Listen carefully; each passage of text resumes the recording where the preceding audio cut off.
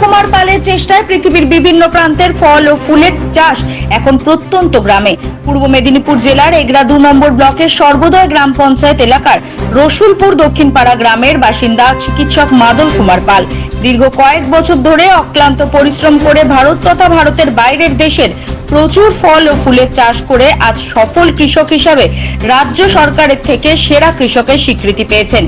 প্রত্যন্ত গ্রামের বাসিন্দা মাদল কুমার পাল তিনি গ্রামের এখন মানুষেরও চিকিৎসার সাথে সাথে উদ্ভিদ জগতের চিকিৎসক হয়ে উঠেছেন। তার এই চিন্তা ভাবনায় প্রত্যন্ত গ্রামের মধ্যে দেশের বিভিন্ন প্রান্তের বাহারি ফল ফুলের চাষে যেন বিদেশের ছোঁয়া পেয়েছে গ্রামের মানুষ।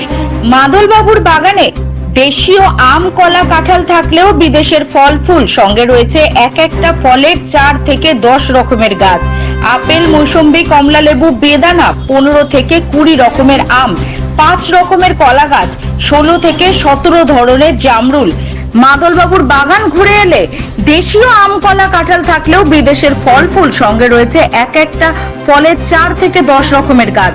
বিদেশের আবহাওয়াকে রাজ্যের আবহাওয়াকে পরীক্ষা নিরীক্ষা করে বিদেশি জারবেরা ফুলের চাষ করে অনেকটা সফল বলে মনে করছেন তিনি।